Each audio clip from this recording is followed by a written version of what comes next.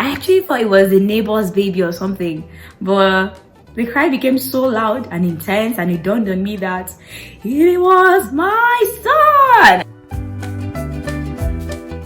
Hi guys, you are welcome to my YouTube channel.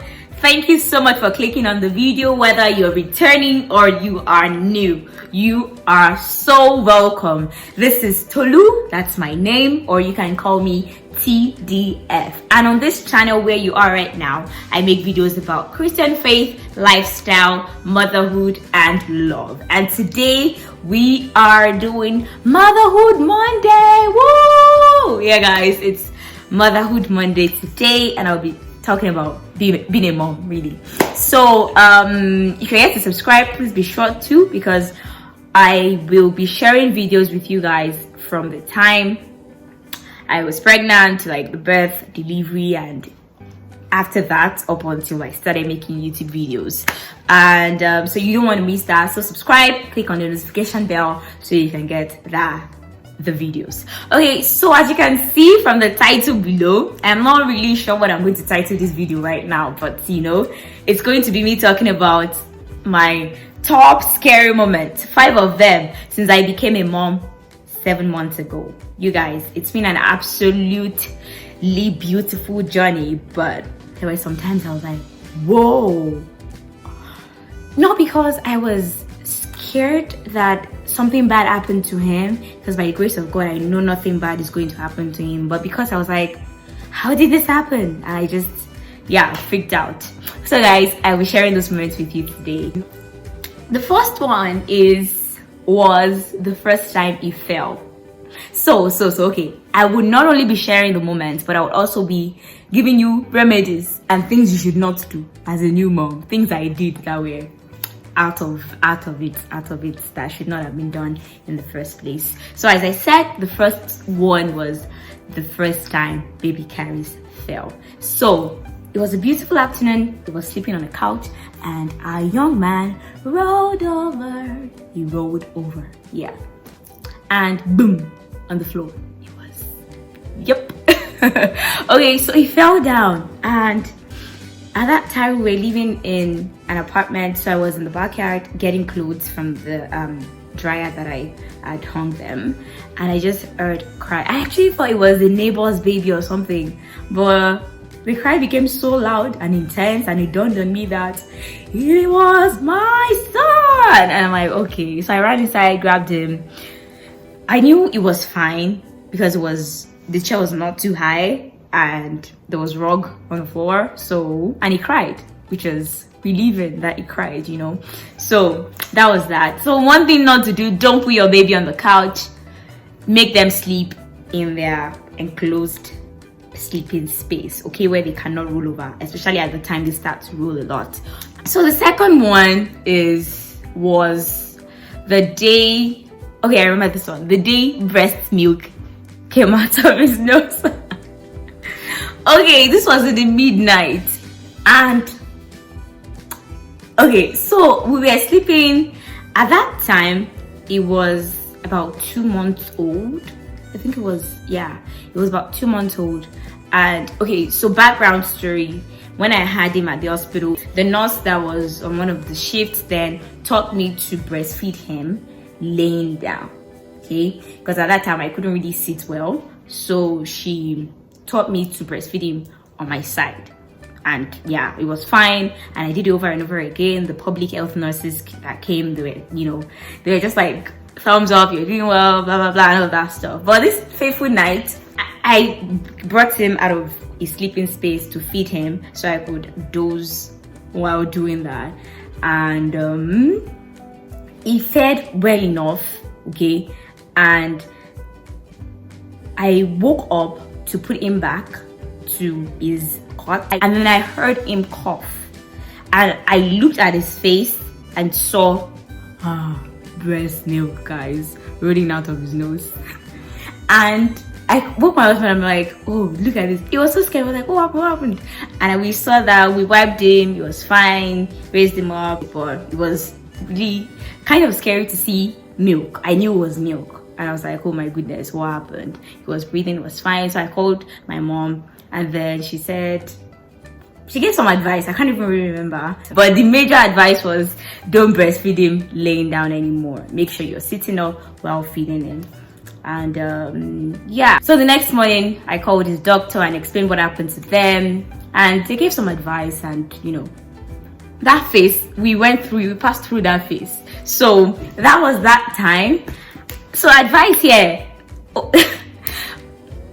if you can, don't breastfeed your little one laying down. But if you don't have a choice and you absolutely need to do that, be very careful while you're doing it. The third scary moment was when he had a flu.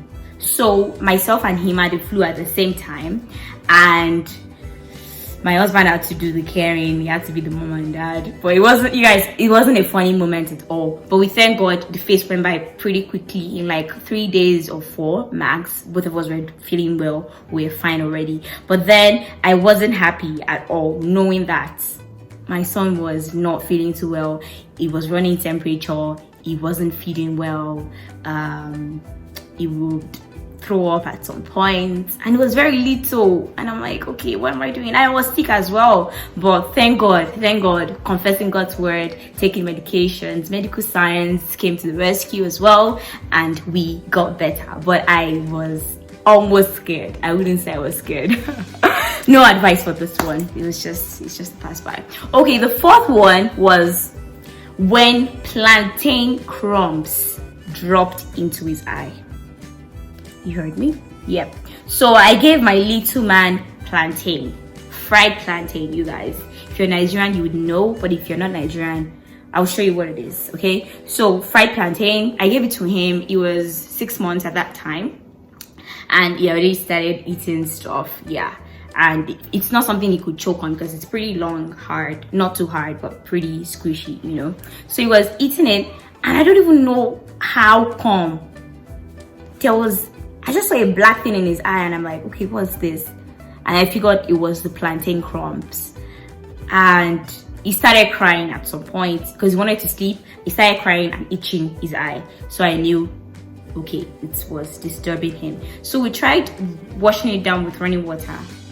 He did not even put his face down. So then I called one of my aunties that is a nurse, and then she said we were going to take it out with Qtips. And I'm like, we couldn't do this because number one, his dad was going to work. His dad had to start work like 20 minutes from that time. So there was no one to hold him down, and yeah. So we had to do something different instead of doing it ourselves because it was rushing at that time too. So we didn't want to do anything at that time. And then Karis was also not staying put. So we could not do it ourselves. So then we had to drop my husband off at work. And then I drove Karis to my auntie's, and she just put Qtip inside. She made it a little moist, and then she does amazing things. I don't even know how she does it, and kudos to you, ma. I don't even know if I should mention her name, but thank you so much, ma. But anyway, she put Qtip inside water, and then it was a little moist, and she got her way around it, and voila, the thing came out. I'll show you guys a picture of it. Well, you guys, I was almost scared. I'm like, how is this one going to come out again? What is this one? Karis, why did you do this? But it's funny. So when you're giving your children food, number one, be there, supervise them. I was there with him, I was supervising him, but I knew this 1 second I looked away, I don't even know how the thing got into his eye, but it did. But you have to be very careful when you're giving your children food, especially when they're so young. Supervise them, number one, so they don't choke, and number two, so that they don't do crazy things like putting it in their nose, yep, or in the eye, or even here. Yeah, so the fifth one and the last one is, this one happened last week. My son had cello tape in his mouth. Yes, tape in his mouth. So he was playing with one of his boxes with his toys on the mat, and then there was this box, Lego box, that I just put there because he likes drumming, and we don't have a drum yet. So I usually put that for him, so he beats it as drum. And I was sitting down, there was someone else in front of me, and we were watching him quite all right, but I was also working on my laptop while Karis was on the mat. And looking up, I saw him trying to puke. and before I knew it, he puked. And I'm like, what's going on? You burped. He ate not too long ago and he burped. And moving closer to him, he was almost choking. And I didn't even know there was anything in his mouth because I didn't think it would have puked sellotape. Do you get? So I carried him, calmed him down. It was fine, and washed his face and all of that stuff. As I was trying to change his clothes, I realized he was chewing, and I swabbed his mouth and realized, yeah. So I'll show you guys the sellotape. You see it. That was what was in his mouth.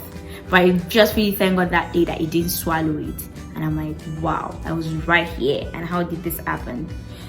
So you guys, advice here, really, just keep on watching them, because what can you do except to do your best? But yeah, those are my scary moments, and I thank God nothing bad happened to him. And yeah, I really enjoyed making this video. Did you enjoy watching? If you did, click the like button, yes, subscribe and share. I'll see you guys again in my next video. Bye bye. Thank you for watching.